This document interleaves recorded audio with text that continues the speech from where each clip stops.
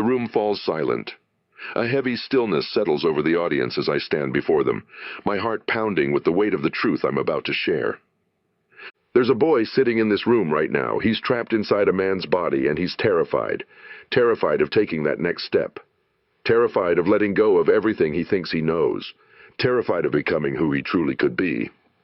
I pause, letting my words sink into the hearts of those gathered before me. That boy, he lives in each one of us.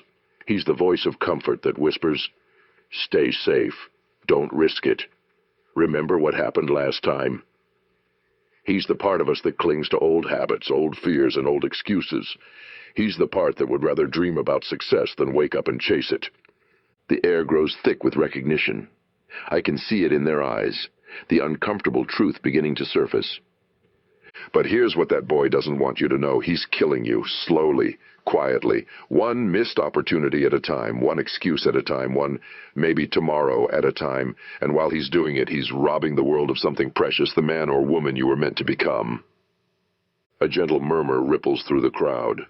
The truth has a way of disturbing the peace we've built around our comfortable lies. A warehouse worker I once knew. Every morning he'd arrive at work, punch his time card, and spend the next 8 hours moving boxes from one place to another. Nothing wrong with honest work, nothing at all. But this man had dreams, big dreams. He wanted to start his own business. He had ideas that could have changed his industry, but every time he'd get close to taking that leap, the boy inside would speak up. What if you fail? What about your steady paycheck? What will people think? I leaned forward, my voice dropping to almost a whisper. For 15 years he listened to that boy. 15 years of moving boxes while his dreams collected dust. 15 years of watching others take the risks he couldn't bring himself to take. 15 years of dying a little bit more inside each day. The silence in the room is deafening now. Everyone knows someone like this. Many of us are someone like this. But here's what's interesting about that story. It's not about the warehouse worker at all. It's about the war that rages inside each of us. The war between who we are and who we could be. The war between the boy who seeks safety and the man who seeks greatness. I begin to pace slowly across the stage, making eye contact with different members of the audience. Your own life for a moment. Think about the dreams you've put on hold, the risks you've avoided, the conversations you've run from, the opportunities you've let slip away. Now ask yourself, who made those decisions? Was it the man or woman you're capable of being? Or was it the boy or girl inside, still scared of skinned knees and disappointed faces? The energy in the room shifts. There's a palpable tension now, the kind that comes when truth meets denial head-on. We all have a choice to make. It's the most important choice we'll ever face. We can continue to let the boy drive our lives, playing it safe, avoiding pain, steering clear of anything that might hurt or challenge us. Or we can do something radical. We can kill the boy and let the man be born. A few sharp intakes of breath at the harshness of those words. Now, when I say kill the boy, I'm not talking about destroying your inner child's sense of wonder or joy or creativity.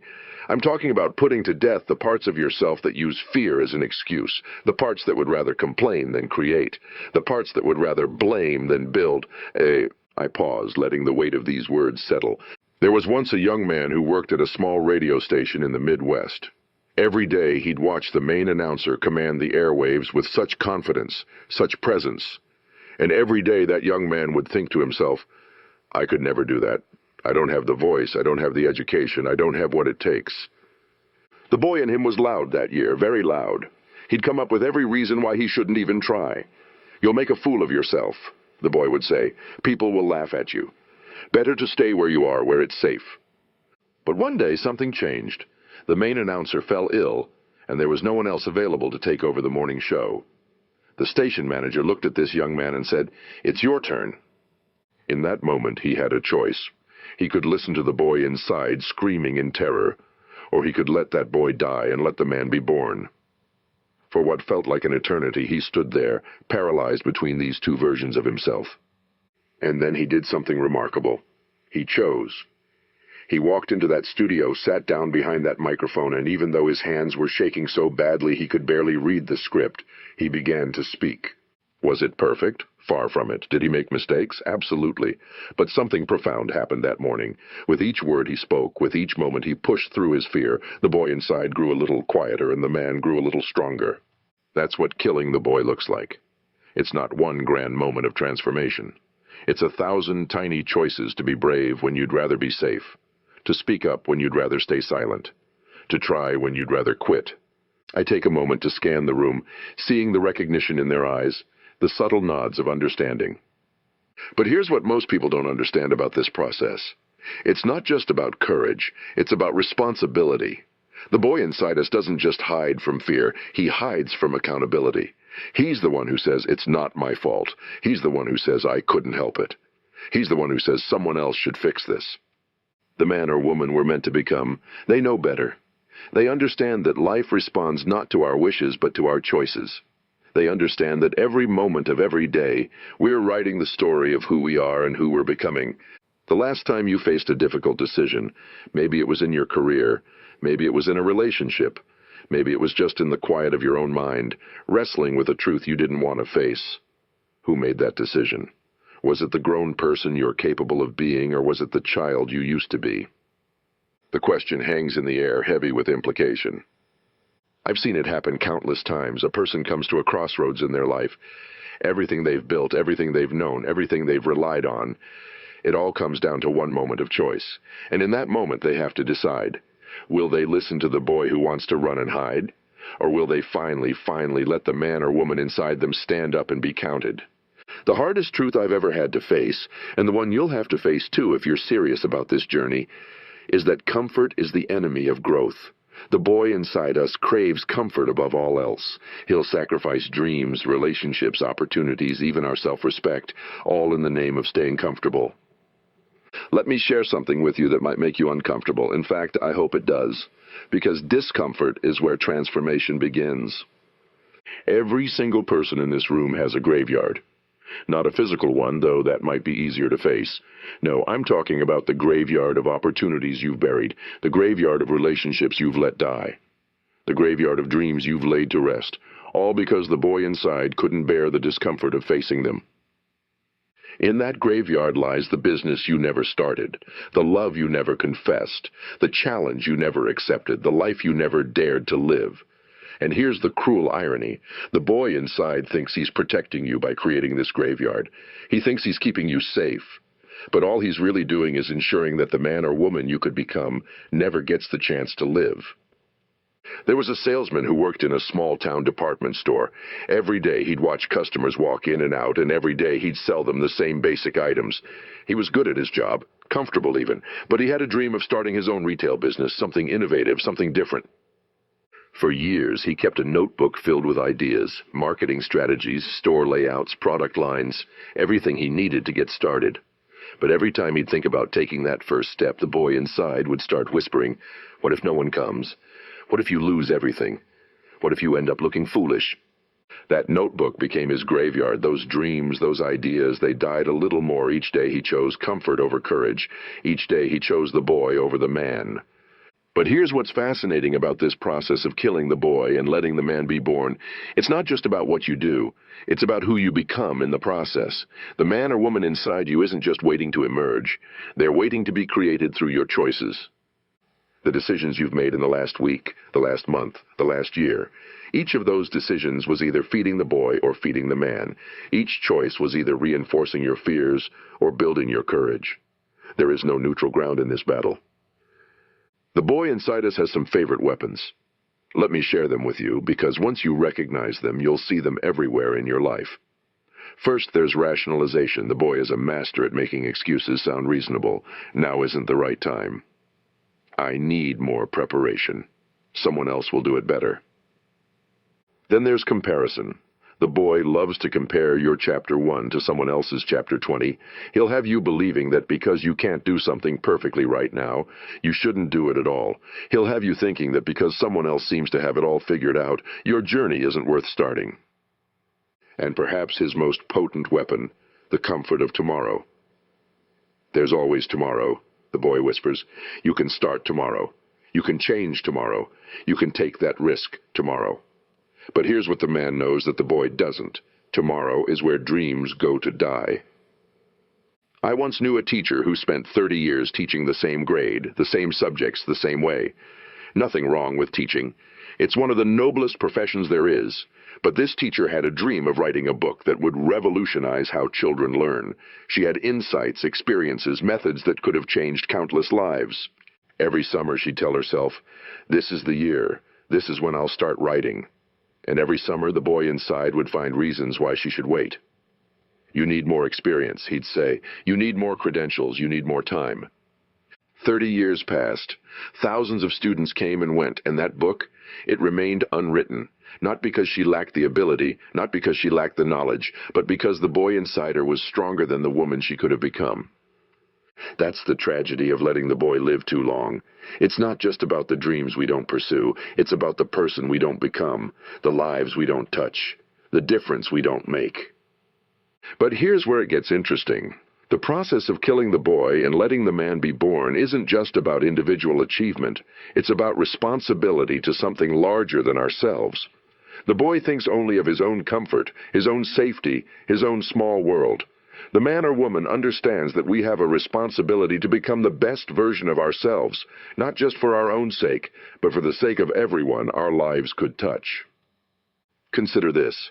Every time you choose comfort over growth, you're not just failing yourself, you're failing every person who could have been impacted by your courage. Every person who could have been inspired by your example. Every person who could have been helped by your strength. The boy doesn't understand this. He can't see beyond his own immediate comfort. But the man or woman, they understand that our lives are not our own, that our growth, our courage, our transformation. These things create ripples that touch countless other lives. There was a middle manager at a manufacturing plant who had ideas about how to improve efficiency and worker satisfaction, revolutionary ideas. Ideas that could have transformed not just his plant, but potentially the entire industry.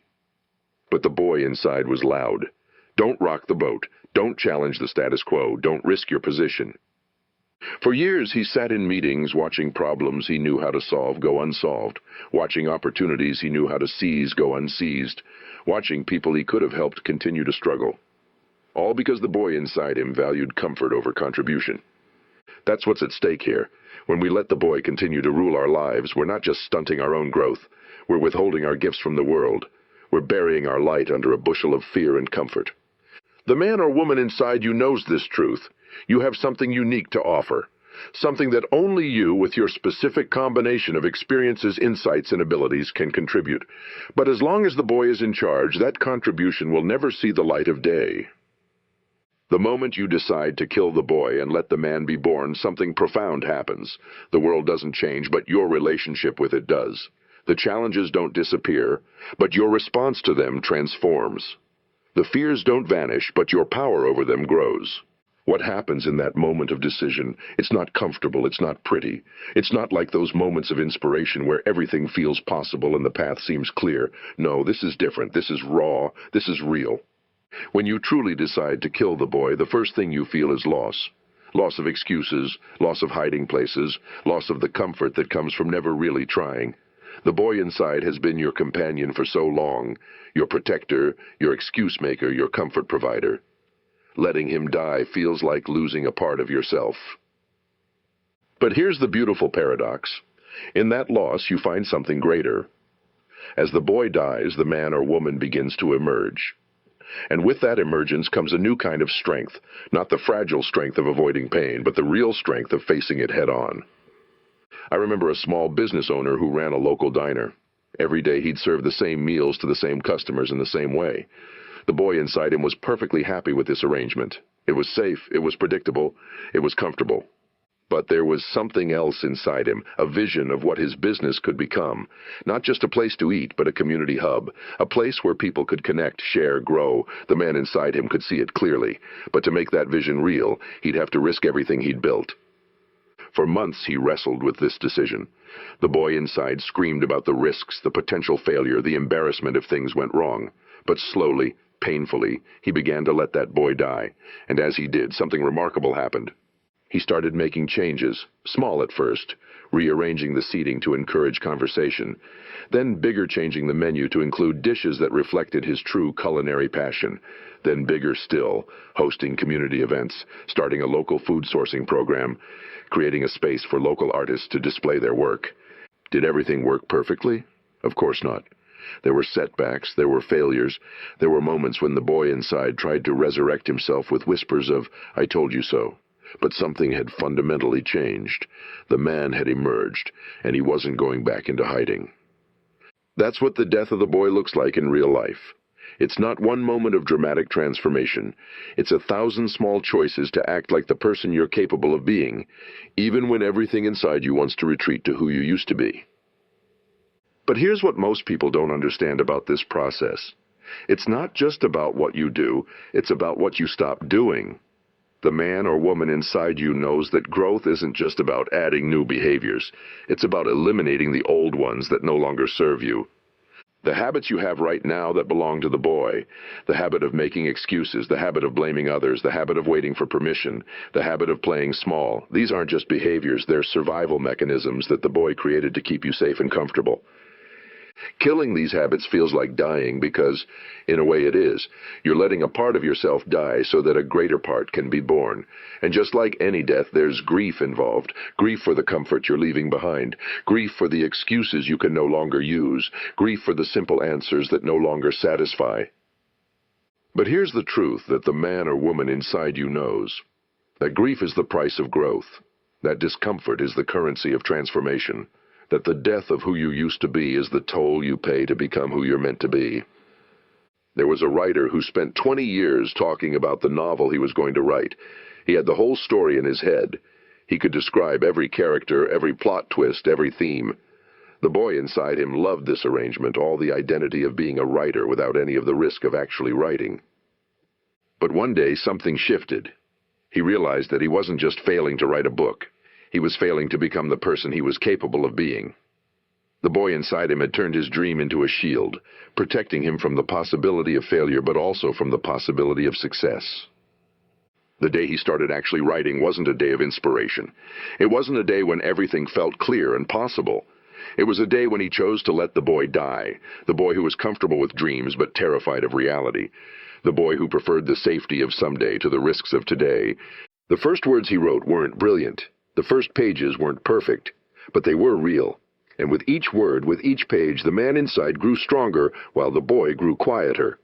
That's the pattern you'll see again and again in this journey. The death of the boy isn't something that happens to you. It's something you choose moment by moment, day by day. It's in the small decisions, the decision to speak up when you'd rather stay quiet, the decision to stay with a problem when you'd rather walk away, the decision to face a truth when you'd rather embrace a comfortable lie. But here's what makes this journey so challenging. The boy doesn't die easily, and he doesn't die once. He'll try to resurrect himself every time you face a new challenge, every time you reach a new level, every time you're called to step into a bigger version of yourself. That's why this isn't just about motivation or inspiration. Those are tools of the boy, temporary, external, dependent on feeling good. The man or woman inside you needs something deeper. They need principles. They need understanding. They need a fundamental shift in how they see themselves and their place in the world. The areas in your life right now where the boy is still in charge, maybe it's in your relationships where you're afraid to be vulnerable, to be honest, to be fully seen. Maybe it's in your work where you're playing it safe, staying in your comfort zone, avoiding the risks that could lead to real growth. Maybe it's in your personal development, where you're settling for good enough when excellence is within your reach. The most dangerous lie the boy inside tells you is that you have time. Time to change later. Time to grow later. Time to become who you're meant to be later. It's a comforting lie, but it's still a lie. The truth, the hard, uncomfortable truth, is that while you're waiting for later, life is happening now. Consider this. Every moment you spend listening to the boy inside, every moment you spend hiding from your potential, every moment you spend avoiding your true path, those moments are gone forever. They're not stored up somewhere waiting for you to claim them. They're not held in reserve until you're ready. They're gone. There was a craftsman who worked in a small woodworking shop. Every piece he created was good, solid, functional, well-made. But inside him lived an artist who saw possibilities in wood that others couldn't see. An artist who dreamed of creating pieces that weren't just functional but beautiful, pieces that would take people's breath away. But the boy inside him was clever. You need more practice, he'd say. You need more tools, you need more time.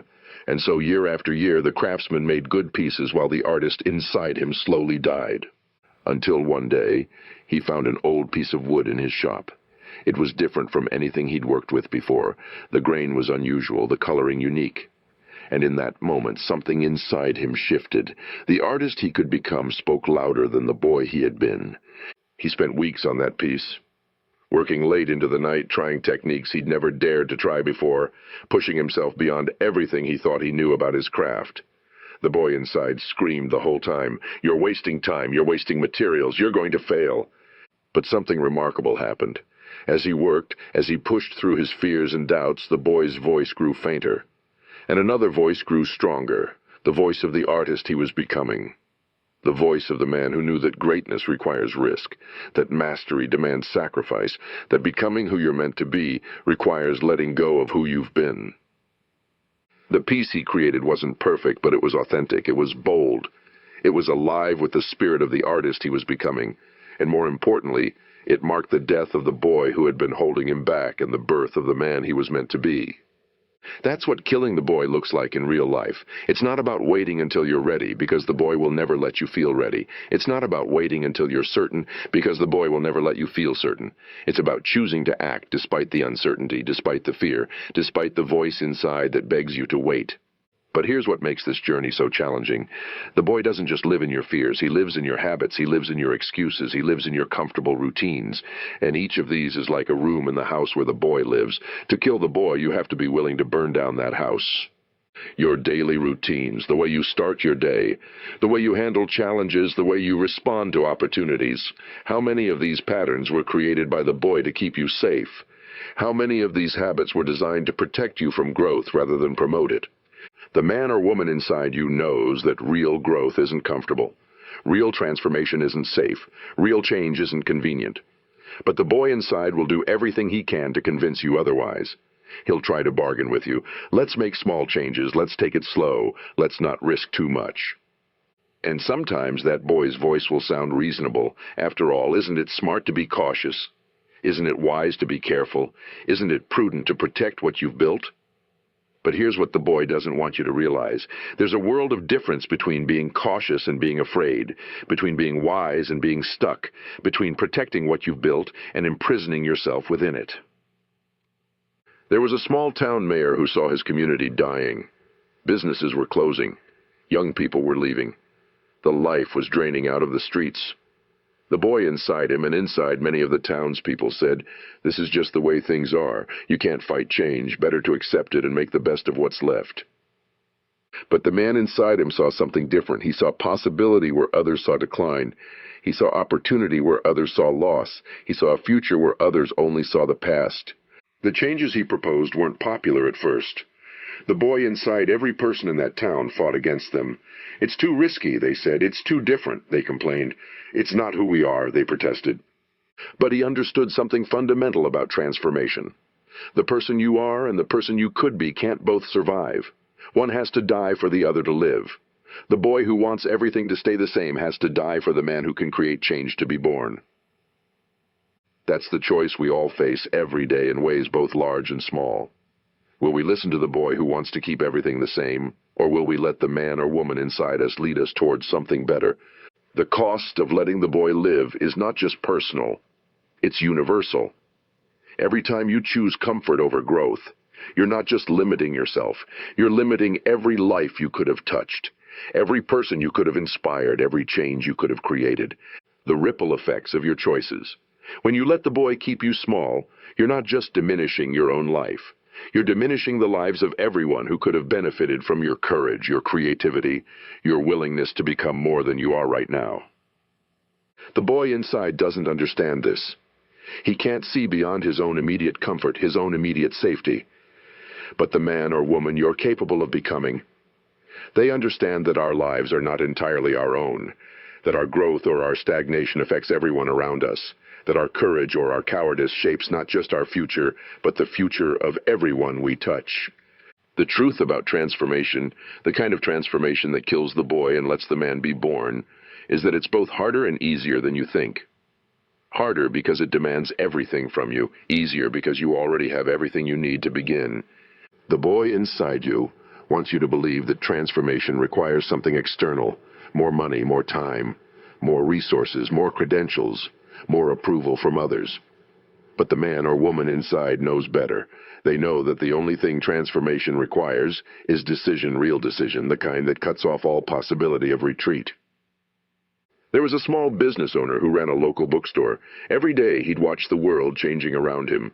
The boy inside whispered warnings about survival, about playing it safe, about accepting limitations. But something else was stirring inside him, a vision of what a bookstore could be in a changing world. The boy said, "Keep things the way they are. At least you're surviving."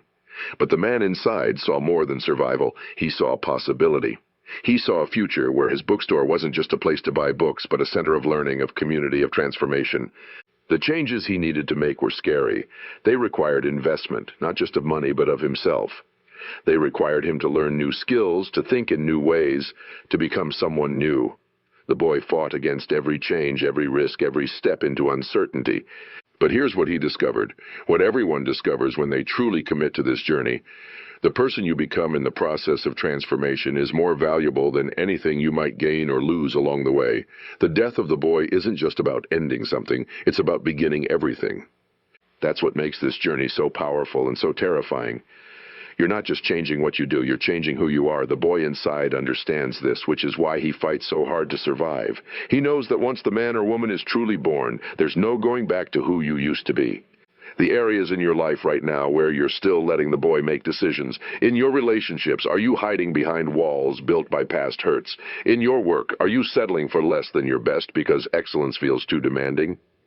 In your dreams, are you postponing action because the present feels too uncertain? The boy has 1,000 ways to justify these choices. He'll tell you you're being realistic. He'll tell you you're being prudent. He'll tell you you're being wise. But what he's really telling you is that you should be afraid. Afraid of growth, afraid of change, afraid of becoming who you're truly meant to be. But here's what the man or woman inside you knows. Fear isn't a warning to stop. It's an invitation to begin. Every time you feel that fear, every time you hear the boy's voice urging retreat, you're standing at a doorway. On one side is who you've been. On the other side is who you could become. The choice seems simple when we talk about it like this. Of course we should choose growth over comfort. Of course we should choose courage over fear. Of course we should choose becoming over remaining. But in the actual moment of choice, it never feels simple. That's because the boy inside has one last powerful weapon. He makes the familiar feel like home, even if that familiar is painful, even if it's limiting, even if it's slowly killing your dreams, it feels like home. And leaving home, even when home isn't serving you anymore, feels like a kind of death. But that's exactly what it is, a death. The death of old patterns, the death of old excuses, the death of old limitations. And just like any death, it makes room for new life, the life of the man or woman you're meant to become. There was a teacher who taught the same way for 20 years. Not because it was the best way, but because it was familiar. The boy inside had convinced him that consistency was more important than growth, that stability was more valuable than innovation. But he began to see something in his students' eyes, a hunger for more. Not just more information, but more inspiration. Not just more facts, but more wisdom. Not just more instruction, but more transformation. And in seeing their hunger, he began to recognize his own. The boy inside fought hard. "You've been successful this way," it said. "Why risk change now? Why invite uncertainty? Why challenge what works?" But the man inside had awakened, and he knew a profound truth. What works isn't always what's right. What's comfortable isn't always what's needed. What's familiar isn't always what's best. That's the ultimate battle we all face, not between success and failure, but between who we are and who we could become. The boy wants to keep you in the familiar territory of who you've been. The man or woman inside is calling you to the unknown territory of who you could be. So here's my challenge to you, right here, right now. Look at your life, really look at it. Where is the boy still in charge? Where are you choosing comfort over growth? Where are you settling for less than you're capable of being? Now imagine killing that boy. Not metaphorically, not someday, not when the time is right, but right now. Imagine letting die all the excuses, all the limitations, all the comfortable lies that have kept you small. Imagine letting the man or woman inside you finally fully come alive. Will it be uncomfortable? Absolutely. Will it be uncertain? Without question. Will it be worth it? Without a doubt. Because here's the truth, the final truth that the boy doesn't want you to know. You're not just choosing between comfort and discomfort, between safety and risk, between the familiar and the unknown. You're choosing between a life half-lived and a life fully embraced, between a story of survival and a story of transformation, between the slow death of potential and the full flowering of possibility. The boy inside you is already dying. The only question is whether he'll take your dreams, your potential, your true self with him, or whether his death will be the birth of something greater, the man or woman you were always meant to become. The choice is yours. It always has been, and it always will be. But know this. The world needs the man or woman inside you. It needs your courage, your wisdom, your strength. It needs the person you could become if you were willing to let the boy die. So let him die. Let all the old excuses die. Let all the old fears die. Let all the old limitations die. And in that death, let something new be born. The person you were always meant to be. The person the world has been waiting for. Because in the end, that's what this journey is really about. It's not just about personal transformation. It's not just about individual growth. It's about becoming the person who can make a difference in the world. The person who can inspire others to grow. The person who can show others what's possible when you're willing to let the boy die and let the man or woman be born. The time is now. The place is here. The person is you. Let the boy die. Let the man or woman be born. The world is waiting.